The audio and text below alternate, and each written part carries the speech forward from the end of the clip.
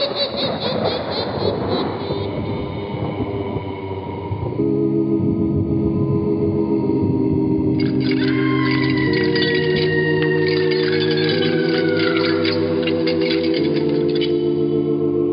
Mysterious Old Radio Listening Society podcast.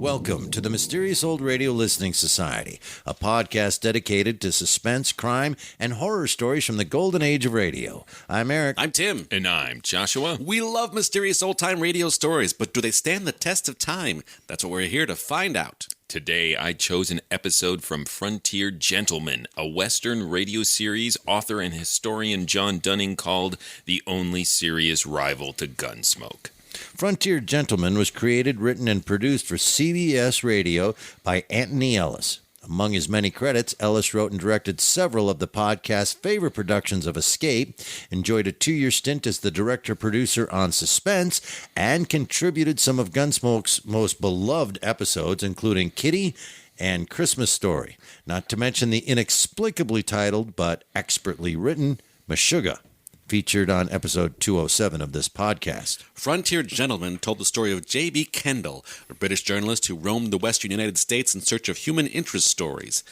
Ellis, an Englishman himself, combined his own experience as a stranger in a strange land with his love of American history to create what radio spirits described as a western adventure drama featuring rich and detailed character studies, all of which were filtered through the series' main character, J.B. Kendall.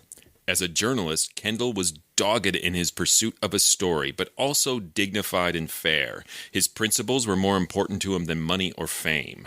Although averse to violence as a first resort, he was quick to lend his skill with a gun to a cause he thought was just. Kendall was played by John Daner, an experienced radio actor who frequently appeared as a guest star or supporting character in programs like The Whistler, Escape, The Adventures of Philip Marlowe, and Gunsmoke.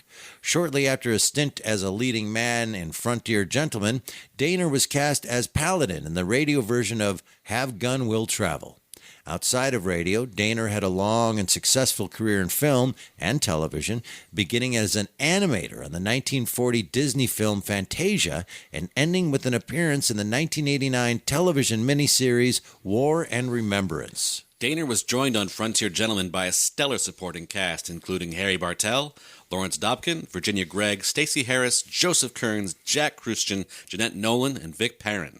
Sound effects were created by Tom Hanley and Bill James, who also provided soundscapes for Gunsmoke and Fort Laramie. The program's plaintive theme was composed by Jerry Goldsmith, who would go on to score such notable films as Logan's Run, Planet of the Apes, Patton, Chinatown, Alien, Star Trek the Motion Picture, Poltergeist, Gremlins, Total Recall, LA Confidential, The Mummy, and more. Despite its pedigree, Frontier Gentlemen lasted just one season, from February 2nd to November 16th, 1958. The good news is all 41 episodes still exist, so if you enjoy today's selection, you can saddle up and listen to them all. And now, let's listen to The Honky Tonkers from Frontier Gentlemen, first broadcast February 16th, 1958. It's late at night and a chill has set in. You're alone and the only light you see is coming from an antique radio. Listen to the sounds coming from the speaker, listen to the music, and listen to the voices. There are places west of the Missouri where gambling stakes are rather high. This is particularly true when the wager depends on a man's life.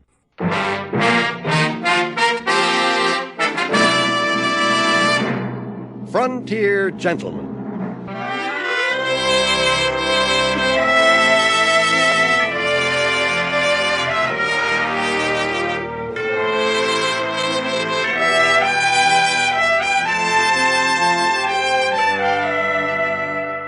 Herewith an Englishman's account of life and death in the West. As a reporter for the London Times, he writes his colorful and unusual stories. But as a man with a gun, he lives and becomes a part of the violent years in the new territories. Now, starring John Daner, this is the story of J.B. Kendall, Frontier Gentlemen.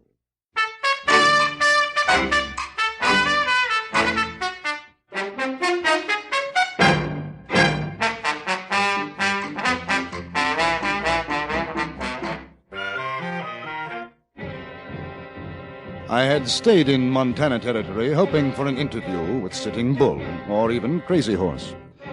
But General Crook's attack across the Tongue River put an end to that hope, at least for the time being. And so, with a full-fledged Indian war exploding around me, I had no choice but to remain where I was. The settlement, with a normal population of perhaps 100, had swollen to 4 times that number. The saloon keeper, gambler, and others were doing a thriving business, and the most popular spot in town was undoubtedly a place bearing the rather, sanguinary legend, Jug of Blood. It was what is known as a honky tonk. I was passing outside when the trouble began. The doors flew open and half a dozen brawling men erupted in the street. In sheer self-defense, I became a combatant.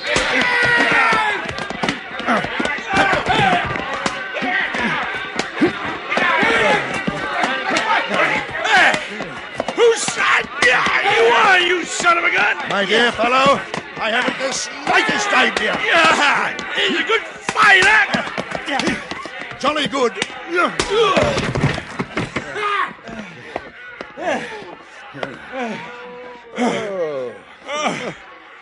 It's just some no good son of a gun was cheating at poker.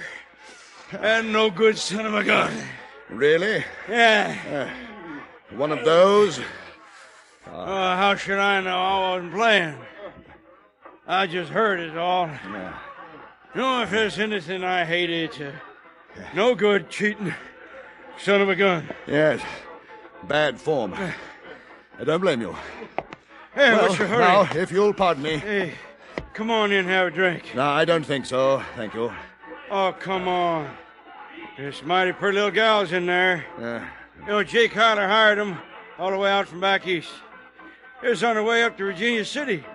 Sue Ruckus was holding them old. I'm sorry to hear it, but now, really, I must be going. Oh, mister, you ain't seen such dancing, such carrying on. I'll be a son of a gun if I let you move on without seeing the nicest bit of female woman flesh this side of St. Louis. Son of a gun, come on, let's go. You won't be sorry.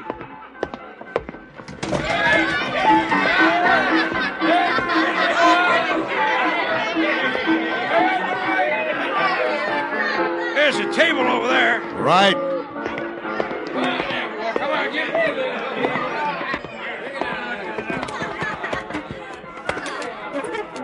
Well, it's kind of early. Still a little quiet. She'll warm up by and by. Hey, her name is Smith, Walleye Smith. J.B. Kendall, Mrs. Smith. Howdy. Hey, what are you drinking? Oh, I'll take a beer if you don't mind. Oh, don't make no never mind to me. Jake? Yeah? A beer from a pound of whiskey for me. Tell Andy to bring him over. Okay. J.B. Kendall, huh? J.B. Hey, you ain't a kin to Arizona Kendalls down at Tombstone? No? What's your business, mister? I'm inside from fighting. I'm a newspaper correspondent. Oh. Well, I'm a cowpuncher myself. Got paid off last week. This here's a good place to spend your money. Hey, how you like that there picture over the bar? Ain't she something? Well, there's quite a bit of her, isn't there? What'd you say? I say there's quite a bit of her, isn't there? Yeah. A little out of proportion here and there. Ample. Well, son of a gun, I like you, Kendall. I like you. Son of a gun. Hey, what paper you write for? London Times. Well, son of a gun. Hey, Annie. Hi, Mr. Smith. Hey, sweetheart. This here's J.B. Kendall. Hi. How He do you writes do? for a newspaper, London Times. He's an important man. Now you go call Crystal. Drinks are on me. Sure, Mr. Smith. Hey, Crystal. Yeah, me, I go for the nice fat ones. Something you can grab a hold on. Never did like dancing with them skin and bone gals. I gather Annie is your choice, huh? Yeah. She's some looker, huh? Oh, no doubt of it, Mr. Smith. Of course, now, there ain't nothing wrong with Crystal. She's the one close herding with that son of a gun Bill Baskin. See? I paid $5. I don't think he's taking kindly to your friend Annie's suggestion. He's a raunchy buzzard, ain't he? He's drunker than an owl. I say, look here, old boy, we don't want to cause any more trouble. You and your young lady have a nice evening. I'll be running along. Oh, sit down. I owe you for that fight. I always pay my debts. Well, here they come. Ladies, meet J.B. Kendall. This here is Crystal, J.B. Crystal, how do you do? Go on, sit in his lap, sweetheart. The poor fella ain't feeling his oats yet. Well, no, I'm sure Miss Crystal will be much more comfortable in a chair. Come here, Randy. Here we are. Would you, care for a drink? No, thanks. Oh. The gentleman you were dancing with, he seems rather upset. Him? Oh. Are you sure I can't get you something? What's the matter? You don't like me? Ain't I good enough to sit in your lap? Oh, no, not at all. I'd be delighted, but I'm Wild Bill Bascom, and ain't no man nor dog what takes my gal away from me. You riding herd on Crystal, Bill? I ain't riding herd on no one. But I paid good hard cash, and I'm going to have my dance out. You go rattle Hawks out of here. And I said goose hockey to you, all I. Gentlemen, I think the language is getting a trifle ripe. After all, there are ladies present. Well, who are you son of a gun? The name is Kendall. Well, goose hockey to you, You Kendall. had your ride, mister. I ain't dancing no more with you. He'd like to stomp my paid you feet off, Mr. Kendall. I rather think it's up to the lady. Don't you, chum? Lady? She ain't no lady. Bill. Son of a gun. Bill, I'm giving you 1 second to rattle Hawks out, and then I'm going to blow your ears off. No. Oh, no need of that, are. Mr. Smith. You'll go along quietly, won't you, Mr. Bascom? You think you're a pretty big son of a gun, don't you? Well, you don't stampede me, mister. Now, come on, girl. Not at all polite. You're breaking my arm. Then be a good chap, and as Mr. Smith puts it, go rattle your Ain't Hawks. no son of a gun telling me what to do. I'm Wild Bill Bascom, and He's pulling his gun!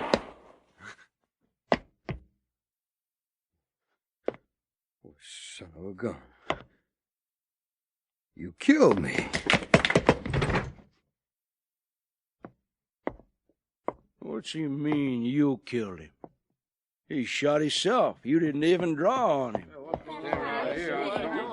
I don't allow no gun shooting in here. Jake, it's Bill Bascom. He aimed to salivate Mr. Kendall here, and he killed himself instead. Oh, this silly son of a gun. Now, you boys, you get him up out of there. That rug cost me $300. Will somebody get a doctor? He's not dead. I bet he is. How much you bet, mister? He ain't dead. I seen him move. Look. Why don't you shut your mouth? Get him off my rug. Take him in back. You can put him on the faro table. Give me a hand. Yeah, sure. Somebody find a doctor, please. Ain't no doctor except an army surgeon. He's getting himself scalped by the Sioux. Well, that's true. Ain't no doctor around here. I never knew he Carefully was now. as heavy. Carefully. All right, break up the game, boys. There's a goner here. Needs a table. Come on, fellas. I tell you. All right, boys. Put him down. I'm dying, boy. Give me a drink. I'll get it. Put him down, I said. Put him down. All right, he's there. My old market. See me now. Annie, see if you can find some bandages, clean rags, hot water. Sure. And don't you fret, Bill. Aye. You're going to be just fine. Well, I gotta get back to the bar. Anything you boys need, you let me know. Whiskey's on the house, Bascom. You're a good man, Jay. I'll put in a word for you when I get where I'm going. Yeah, well, you do that. So long. All right, now, let's get that jacket off, Bascom. Mister, you treating me like I don't deserve. Don't talk now. Smith, get the other arm. Sure. Hey, no. Now, wait a minute. Now, look, I ain't kidding you. These are my dying words. I tried to kill you. In my drink, I tried to, and it's heavy on my conscience. Well, I sure wish I had me a preacher to make my peace with. Bill, will you shut your son of a gun mouth and let us get this here jacket off of you? Yeah. I ain't... Carefully now. Yeah. There we are. Now I have to tear the shirt. No, boy. This here's my bare shirt. I want to be buried in it. Here's your whiskey, Bill. Let me prop his head up. Crystal, you angel of mercy. That's what you are, Crystal. You.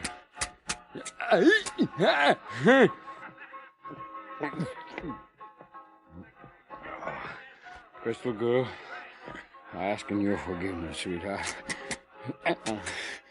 I acted purely like a broomtail with you. Forget it, Bill.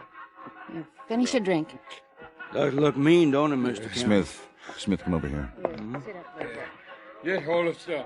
I reckon he ain't got long. You know, if he don't bleed to death, it's gangrene for sure. Now we can stop the bleeding, I think. But we've got to get that bullet out. Oh, ain't nobody around here crazy enough to try that. Ain't no sense carving up the poor son of a gun. Let him die comfortable like He doesn't have to die. There might be a chance. Will you help? Help what? Operate on him. You're loco. There's nothing to lose. How about another drink, boy? I'm going fast. You all right, Mr. Kendall? Give him all he wants, Crystal. Keep pouring it into him. You think it fitting for a man to die drunk? I think it fitting for a man not to feel any more pain than he has to. What you doing with that knife? I told you I'm going to take that bullet out of him. If you want to help me, good. If not, you'll oblige me by rattling your hocks out of here.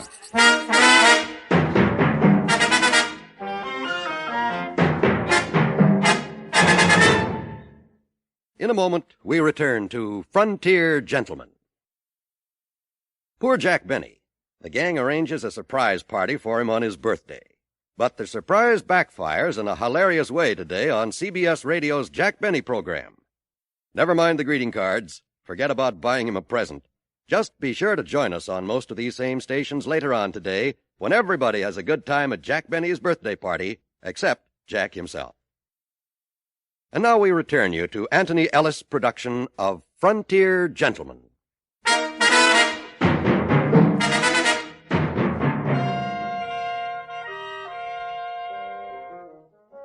There are some men who possess a rather odd sentimentality about pain and death.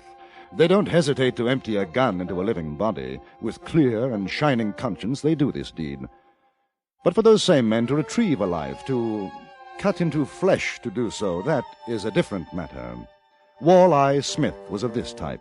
The thought of operating on Bill Bascom offended his sense of delicacy. Oh, you ain't no doc. You can't do that. I can bloody well try. I couldn't find no bandages, so I tore a sheet up. And here's your water. Good girl. Put it down on the table. Now, which one of you ladies will help? I will. Oh, sure, me too. All right, we'll try to stop the bleeding first. How do you feel, Bill? I'm dying, partner. How about another drink? Annie? Sure. Crystal, take some sheeting. Press it over the wound. Keep holding it there. Now, come on. Son of a gun, Kendall. I say you can't do it. My dear fellow, will you step over here for a moment? Now, Smith, look here. The fact that Bascom might die is partially my fault. How come? He shot himself. Circumstances, kismet. Well, you ain't no doc. So you said. You'll kill him. If we're lucky, I won't. If a man's luck runs out, that's the end. It don't pay to go again nature. At a less pressing moment, I should be delighted to enter into a philosophical discussion with you, Smith, but not just now. Now, be a good chap and don't argue. Look, I ain't arguing, you son of a gun. I'm telling you, you ain't going to cut Bill up. Smith, I took you for something more than a thick-headed clodhopper. I see I was mistaken. Oh, mister, you go on talking like that, there's going to be another dying man in here. Oh, dear. Awfully sorry. Son of a gun. What's the matter with you boys? You stop, you hear?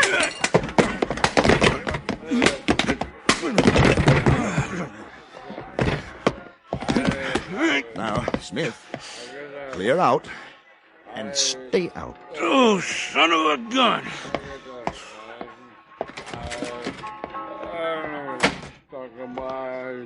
Now, how's our patient? He's finished half the bottle. There's enough rot got in him to melt that bullet. Wishful thinking, my dear. Bill, I'm going to take the bullet out. He'll do. All right, Crystal. Take a handful of rags. And when I tell you, wipe the blood away. What do you want me to do? Hold his hand. Try to keep him still. Oh. Ready? Yes. Here we go. I didn't know how deeply the bullet had penetrated. I could only guess at its approximate direction. I made an incision.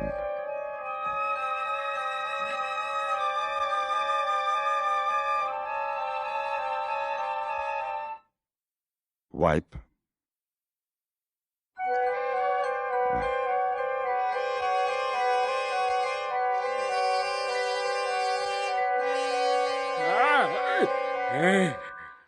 Wipe. There, you see, son of a gun, carving him up like a piece of buffalo meat. Hey, you can't do that, mister. I'm doing it. Get out. 100 said Bascom makes it. Who said that? Me. You're on. Wipe. He ain't breathing so good. I know. Will you get out? No, not me. I got money on Bill. Anybody else want to make a little bet? Yeah, 50's still alive in 2 hours. Odds on that, 2 get you 1. A bet. Wipe. Oh, why don't you go on out? We're trying to save him. You go right on trying, Annie. Anybody else? Well, like maybe,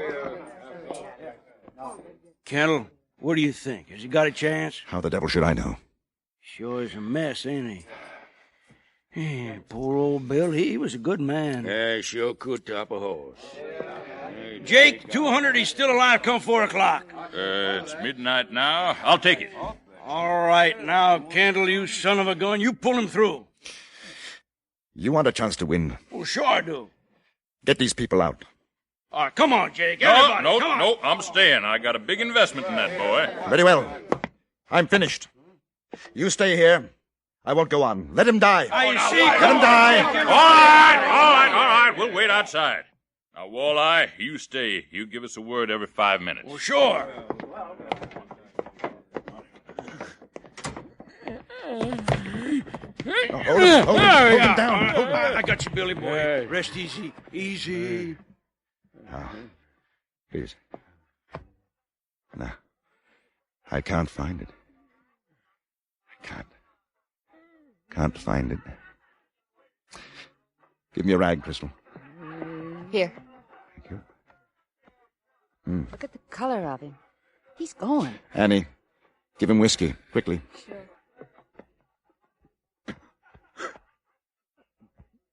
Yes, that's better. I can feel it. I can feel it. Yes, it's there. Yes, I've got it. Wipe, Crystal. There. There. Now, ain't that something? I never did see a piece of lead dug out before. Son of a gun. Hey, everybody, he got it out! And the son of a gun is still alive!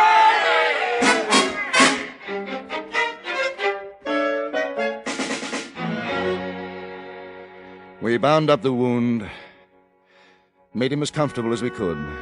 He'd lost a great deal of blood and was terribly weak. There was nothing to do now but wait. The 2 girls stayed in the room with me, and there was something very different about them. Both were far from being beautiful, but there was a softness, a quality of loveliness which made their garish costumes seem completely out of place. Howdy. How's he coming? About the same. You know, there's better than 10,000 been bet outside. It's 3:30 now. You think he'll live till 4? He might. I got 200 says he got to. Yeah, and obviously he's got to. Kind of funny if he does pull through, though, huh? It'll be a miracle. He ain't a bad son of a gun. Sure looks white. Quiet. Almost like a kid, don't he? Anything I can do, Kendall. Say a prayer if you feel like it. Oh, I ain't a praying man, but I hope he makes it. Not on account of my 200. I just hope he makes it. For you, that's a prayer, Smith. You ought to have a drink. No, thank you. Well, I'll go out and keep them all quiet. Yes, that's a good idea. Mister, Yes, Crystal. I know a prayer. You think it'd help? I don't know, it might. The Lord is my shepherd. I shall not want. He maketh me to lie down in green pastures. He leadeth me beside the still waters. He restoreth my soul.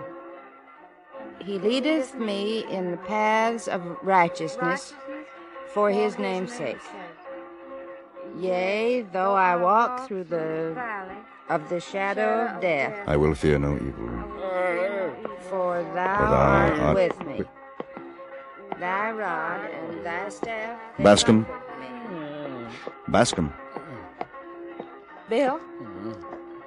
How do you feel? Bill? Can you hear me, Bascom? I'm dying, boy. Give me a drink.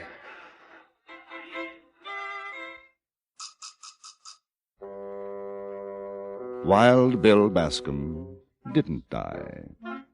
A number of people won money because of it, and a number of others lost. Mr. Smith insisted on dividing his winnings with me. During his presentation speech, he was so overcome that not once did he refer to me as a son of a gun, an omission I was happy to overlook.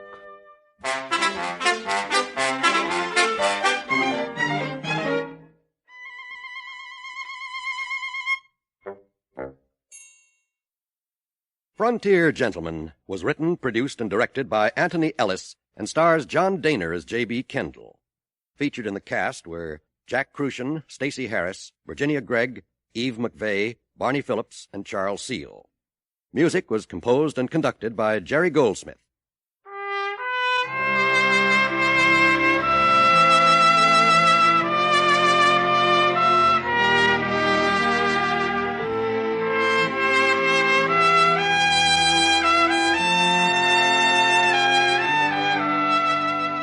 Pearl Bailey, Nat King Cole, and Eartha Kitt may not tell all to Mitch Miller tonight, but knowing Mitch as we do, we're sure his talented visitors will feel free to talk about anything and everything of interest.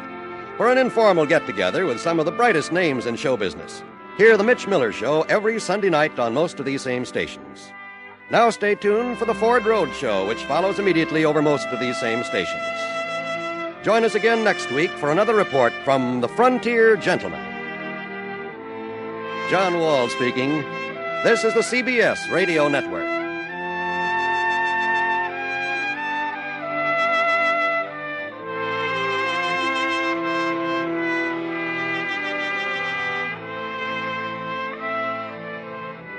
That was the Honky Tonkers from Frontier Gentlemen here on the Mysterious Old Radio Listening Society podcast. Once again, I'm Eric. I'm Tim. And I'm Joshua. And that's Joshua bringing that pick to us this week, a new series that he's just discovered. And not only have you brought this to us tonight, but you mentioned it at our show the other night. You really like this series. Yes, I do. In fact, in order to choose an episode, I listened to all 41 episodes of this series over the last month. Let me ask a question. Was this the best out of the 41? Okay, I'm going to back up here because I was prepared for where I know this is going. I'm being coy. I need to stop the recording now and explain coy to Eric, but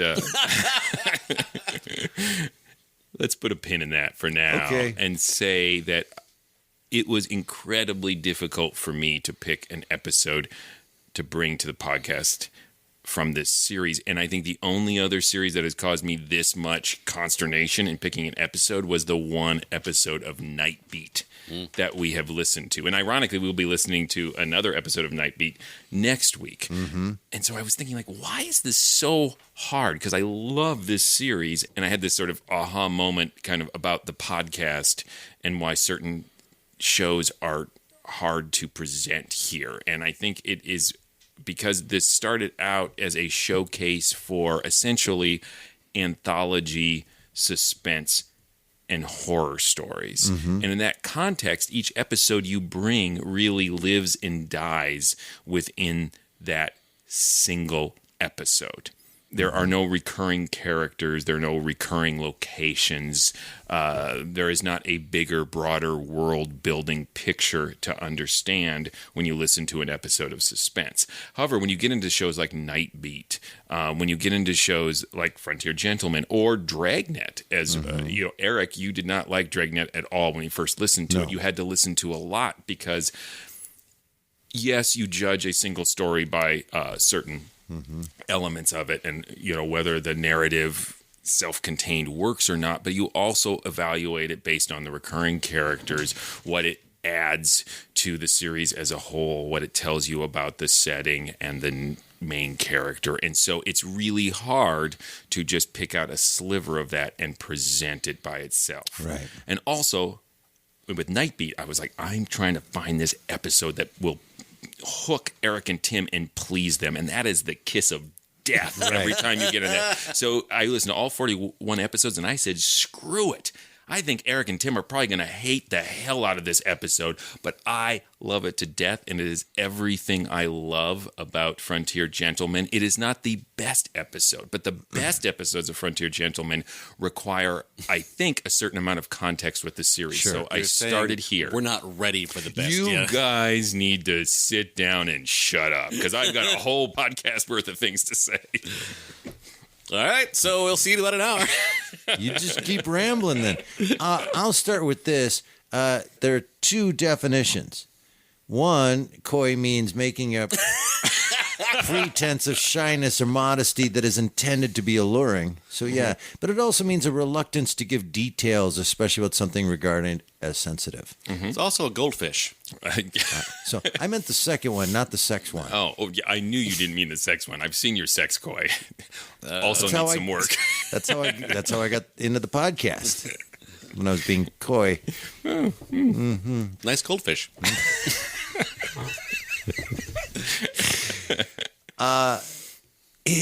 For someone that had never listened to Frontier Gentleman, first of all, when you read our intro, wow, there's a lot going on. There's a lot of really, really strong actors and people behind this show, right? Okay.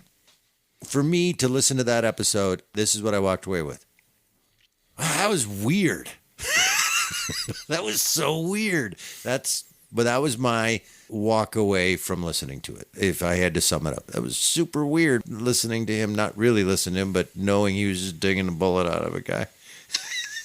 So it was weird. Reminds me of my high school creative writing class where the teacher would say, now, we need to learn to discuss things in more depth. When you say weird.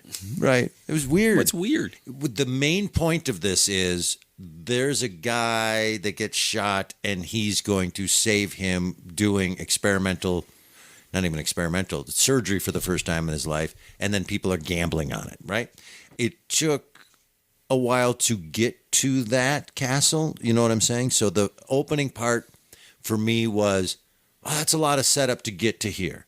It didn't suck me in, but I didn't also say, wow, this is terrible. I thought the acting was great. I think the production value was great. There wasn't anything about it. I'm like, oh my God, what the hell am I listening to? I was just like, yeah, this is weird. It's the best way I can say it. Damn. It ran very hot and cold for me, particularly that opening 8 minutes. Again, not having the context of what this series is. I should also say this is episode 3. So there isn't a lot of context by the time you get to this. And this is the episode that made me go, I am completely on board for this series because of the choices it makes. But the tone of this opening is kind of clownish. It's establishing, and I appreciate it in the big picture, for as much as these guys are drinking, air quotes, dancing with the girls, that this is a bunch of kids mostly. Mm-hmm. The interactions are goofy, and he's just sort of caught up in oh, okay, you'll buy me a drink, all right. And then it changes gears radically. And that change in gears, I appreciated it afterwards. The notion that it's set up subtly in the background of the building of the Indian wars around them, and this broader sense of these guys are in the business of violence and don't really have a sense of the consequences of it, and that was reflected in the plot of that only these two women would help him actually do this surgery. Everyone else involved just like this was nothing more than another source of fun for them. All that being said, though, well, no, there's one more thing to add. Because I didn't know what the story was, who this character was really supposed to be, I was convinced until the end that he was going to reveal, like, I shot him. This is a room full of people who were drunk, who had no idea I pulled my gun out and shot this guy and put my gun away. I was convinced that was what happened. That seemed more plausible to me than this guy pulled his gun out and shot himself. Right. So that's funny because that is what made me fall in love with this particular episode, is that moment where Kendall is going to toss this guy out for not being a gentleman, which is just absurd in this moment. This is not a residency of gentlemanly behavior, you know, but he's going to stick to his guns literally and figuratively, depending on the situation, and throw this guy out. But when we hear one of the girls call out, like, look out, he's pulling his gun, and there's that shot, and there's silence, then that very quiet thing from Bascom of, son of a gun, you killed me. And like you said, I thought, this is incredibly tense. This tone has changed. And then it changes again because we've got Walleye Smith saying, what are you talking about? You shot yourself. Right. Which clearly, based on the looks on you guys' faces, I had a completely different reaction to that. I kind of punched the air. Like, I did not see that coming, but it's totally established. This is a bar full of menial laborers who get their pay all day being a cow puncher or whatever, or all week, and they come and they just spend it all on alcohol. They are blotto. And so that is just what drew me into this story of consequences of this type of life and of living violently. And it's the kind of thing you don't see in other Westerns. Everyone who draws a gun is a dangerous man who means it. And I just thought centering a story around the foolish use of firearms in the Wild West is a stroke of genius. And I would have been fine if it was just about that. But then the switch to me, where it's the principles of Kendall that he is going to save this man's life. That is another element of the story for me, is like 50-50, like, good for you trying to save this guy's life, and the other half is like, no, they're right, you're killing this guy. But he's going to die for sure. Yes. I think that's pretty clear, and I think that's the authorial voice. And it also serves on another level to be this commentary on men who will gladly hand out death-dealing violence, but are squeamish on the other side of it.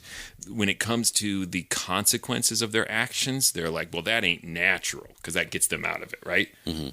Shooting a guy ain't natural either, but that's the bravado side of it. So I think, to me, that narrative twist serves to be both a plot twist on a fundamental level, but also a thematic twist that I enjoy. There's parts where I fight with the narrative, and that is one of them of like, well, he lived. Like, did he?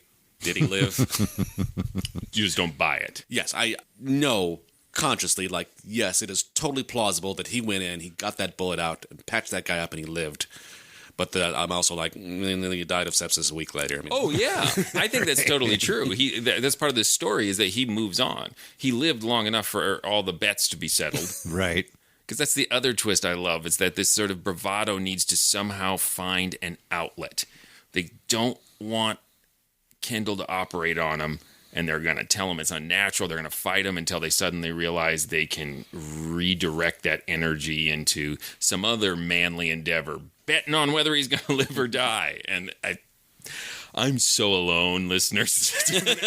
Tim and Eric are looking at me like a junior high guidance counselor, and I'm saying, I want to be an astronaut. That is the look I am getting from these two men. First of all, you're misinterpreting the look. What you are getting from me right now is deeply listening, because this is what I know at the top of this. Oh, Joshua loves this.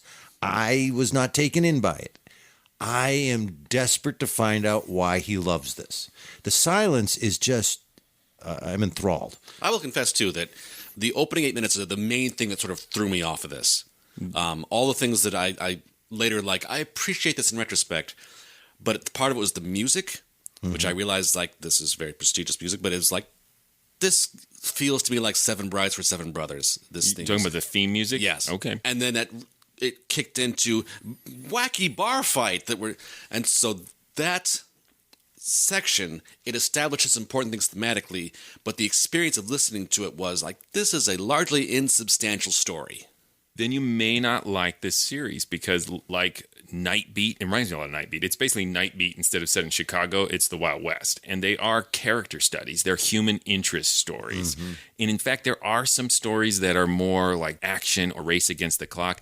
And to me, they're nowhere near as compelling as the vast majority of human interest stories that are the heart of this series. And the twist, like, I'm on board of like, okay, now this character, there's interesting things happened, but a third of the story was me listening to it sort of like, okay.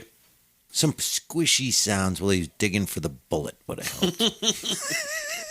Speaking of production sounds, one thing I loved about this is the bravery of having the volume of that saloon be so loud that you were just right on the edge when they first went in there to have a drink of being able to hear what they were saying. And it's conscious on their part because you even have the line of dialogue from Walleye Fish where it's like, it's a little quiet in here right now, but it's really going to pick up later. And you can barely hear him saying it. There was some great production value of people coming to the table and walking away. That really was an amazing piece of production in the sense of building theater of the mind. I could see the exact size of the place and how many people were in it. So I'll give it that. Well, Tim spoke about the first third of it throwing him off a little. And for me, just to speak in its defense a little, I found someone just ending up in a bar fight and not even knowing who's hitting who for any reason seemed really quite funny to me. And again, it could be the other episodes I have heard of this series, so I know Kendall's character and that he would just get swept along in it, do his best to punch people as lightly as possible, and then because he's looking for a story, try to have a drink with this guy.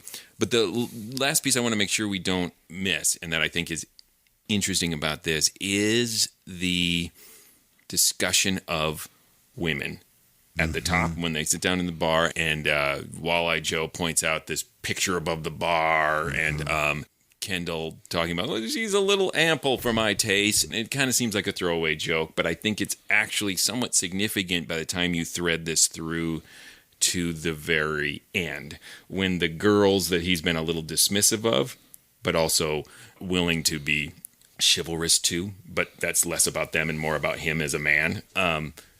He sees them in this completely different light because they are so separated in behavior from these men that he's surrounded with. And he does say in that end where he looks at them, it's a great passage where he says, they weren't beautiful, but under the, I can't remember how it goes, but under the surface, there's this gentleness and all this, and there's this acknowledgement he is not seeing what is really there. Yeah. I just found it a really moving scene when they are saying the psalm. There's a great moment of production value where script writing can paint a picture. And it was that moment that you were talking about where he was talking about them.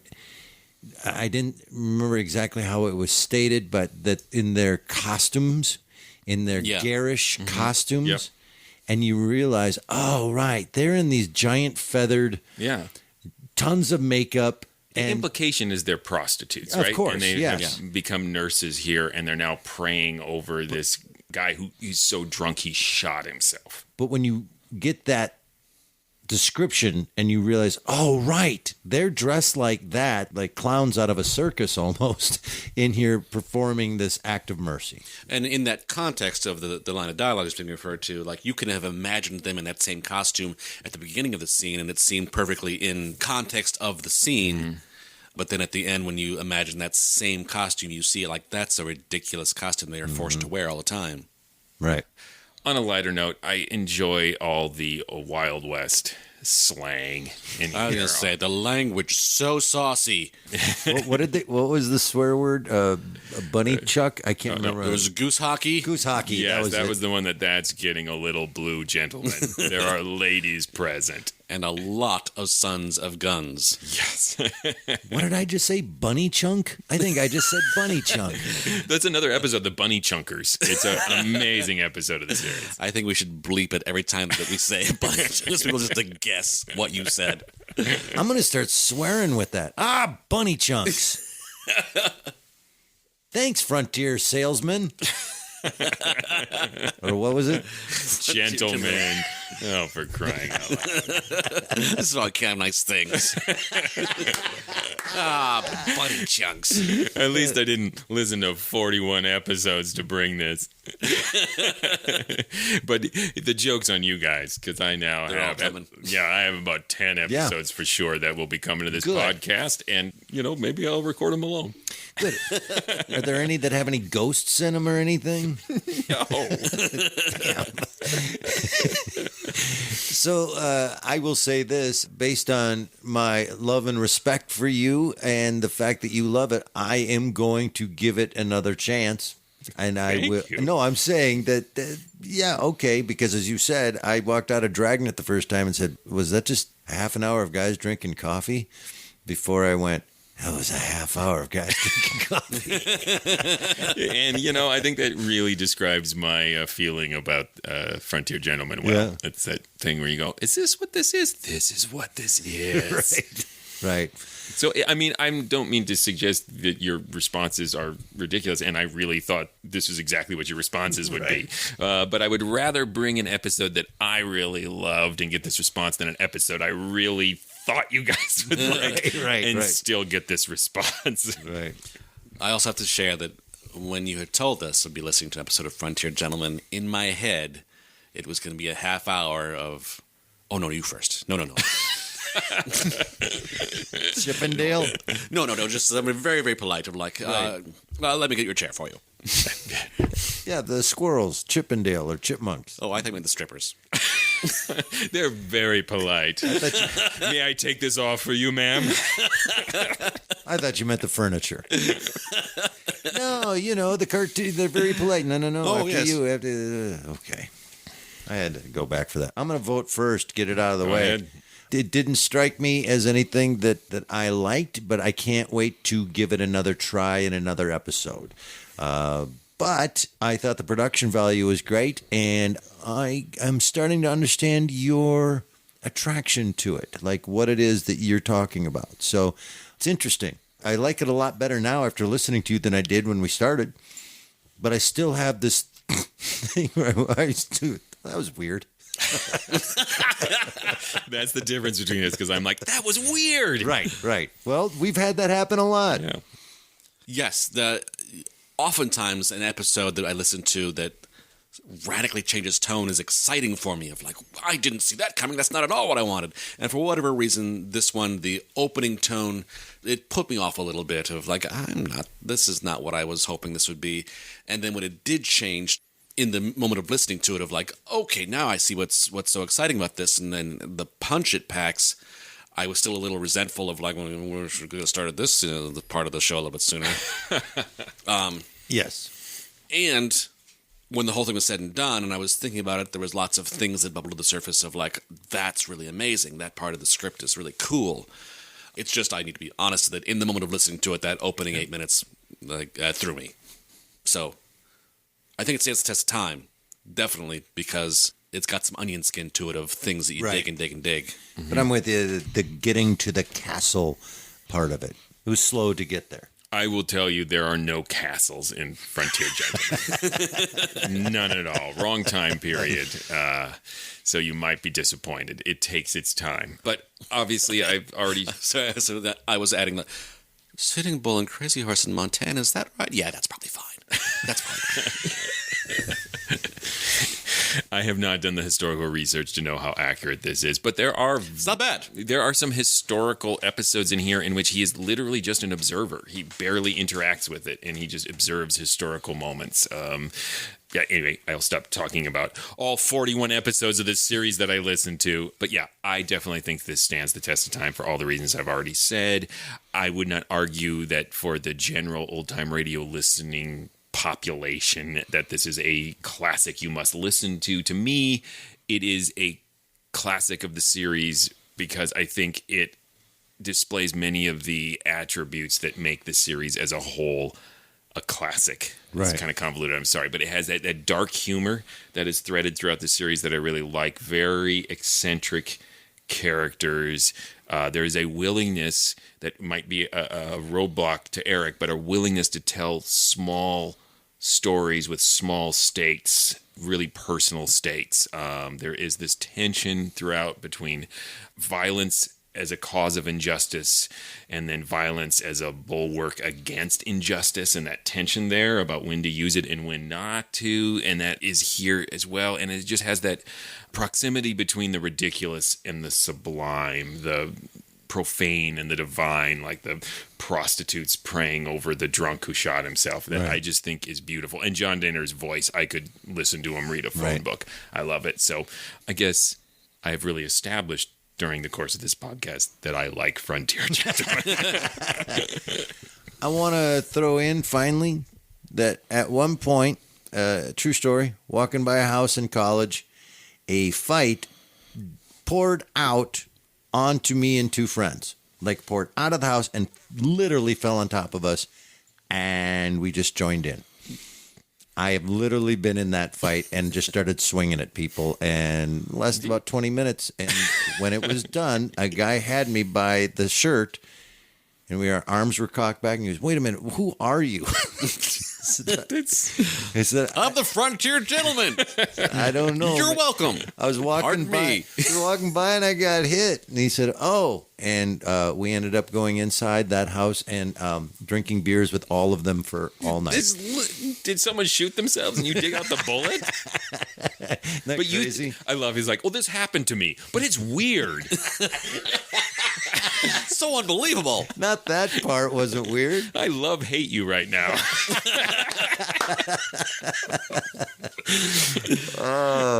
Tim, tell him stuff. Please go visit ghoulishdelights.com. That is the home of this podcast. We have many, many, many other episodes of this podcast there.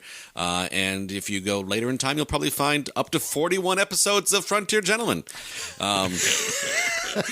You can send us a message. You can request episodes. You can leave comments on episodes. Vote in a poll. Let us know which of us that you agree with and which of us you think is being cruel and not necessarily cruel to the others.